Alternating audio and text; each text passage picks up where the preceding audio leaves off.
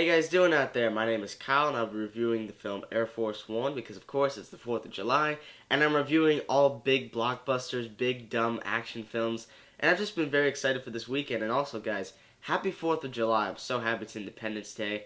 It's a great day for all Americans out there. This movie is directed by Wolfgang Peterson and stars Harrison Ford as the President of the United States of America. I'm going to say that one more time. Harrison Ford as the President of the United States of America. This film has a very, very simple plot. Hijackers take over Air Force One. These terrorists, who are of course being led by the one and only Gary Oldman, have hijacked the plane, taken the president's family, and their demands are to have a convicted general who was captured by the president be released. However, what those terrorists did not expect is that the president himself was actually an ex-soldier, and he worked slowly and swiftly in order to defeat them and save his family. And just a heads up guys, there will be some brief spoilers, so if you haven't seen Air Force One, I suggest checking that film out and coming back to this video. This movie, by all accounts in my mind, was a smash hit back in 1997. People loved it. President Bill Clinton actually saw this movie twice.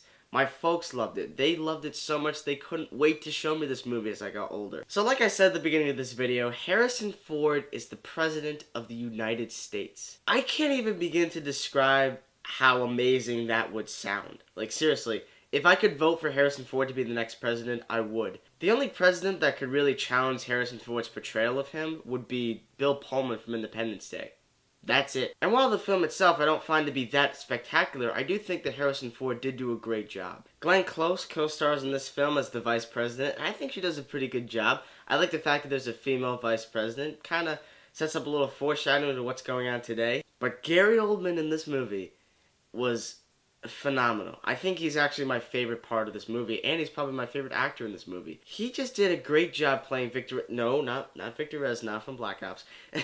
Even though his Russian accent has become quite cliche today, back in 1997, wow. I mean, it's great to see Gary Oldman in any performance playing the villain because you know he's going to knock it out of the park. But in this movie, with the added accent, it just gave him more authenticity, if you know what I mean.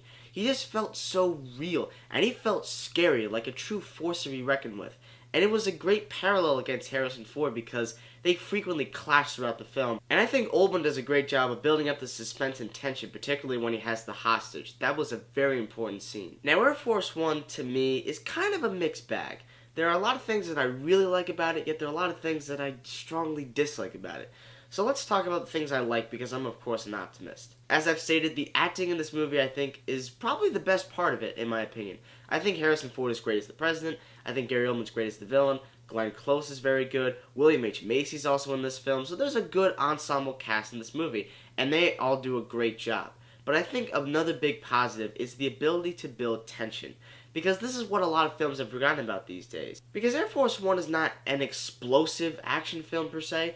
It's more of a claustrophobic thriller within the first half of the film, and I think that plays very well for it. I believe the action in this movie is directed extremely well. The hits and kicks feel real. I like the fact that there's none of that shaky cam stuff. It's all fluid. I believe the best scenes of the movie are either when Gary Oldman's talking to Harrison Ford with the walkie-talkie or when they're face-to-face. That's where the tension is at its most heightened level to me. Where this movie really falters to me is its ability to be extremely memorable, because even though this movie has great action and has very good tension and suspense, I just didn't find it as memorable as I thought I would. Because rewatching this film, there were many things that I do remember, and I of course remember a great line that I'll mention in a minute, but there were a lot of things that I just didn't, because the dialogue in this movie I don't think is as great as it could have been, and I just don't think it's as memorable as it wants to be.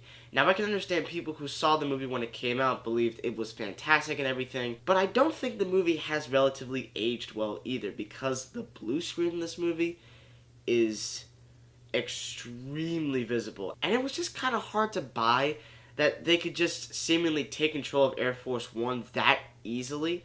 I just feel like that's just not possible for that to happen. And when I say that in action films, I'm really saying that because a lot of action movies obviously have plots that you're thinking, come on, is that really possible?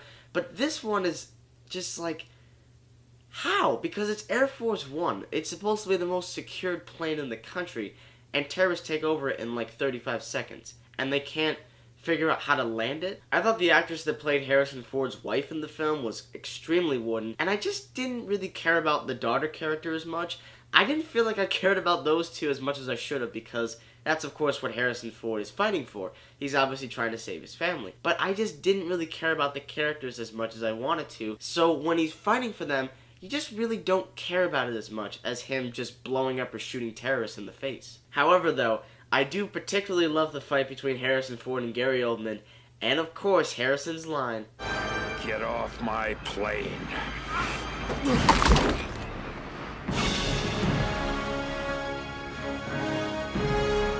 That might be one of the most iconic lines in the 1990s, and you just feel a 90s vibe when he says that, but when it's Ford saying that line, it sounds real. This film, like most other action films or action sequels, is very predictable. You know exactly how it's going to end, you know the president's going to make it and stuff like that. But that shouldn't really bother you, because if you're going to get into this movie, you know you're going to experience a very fun, somewhat silly action film with good suspense though. Like, this movie does have good dramatic moments. It has good suspense, and I think the action's handled very well. But I think that in many ways it's quite dated, and I think the blue screen's very obvious. I do think Air Force One can be viewed as a very solid film, although many people might say it's US propaganda, which in some ways it can be true, but I do think strong performances, great action, and good suspense can lead up to a very good experience. I think this movie's fine. I know a lot of people love this movie, I know a lot of people hate it, but I'm kind of mixed in the middle, so I'm going to give Air Force One a B-. So guys, what did you think about Air Force One? I'd love to hear all those comments. Send them in the comment section below. And guys, thanks so much for watching as always. I'll be back doing some more reviews for Blockbuster Weekend, including The Rock and Terminator 2 Judgment Day. So guys, I hope you stay tuned for that. Thank you so much as always for watching, and stay tuned.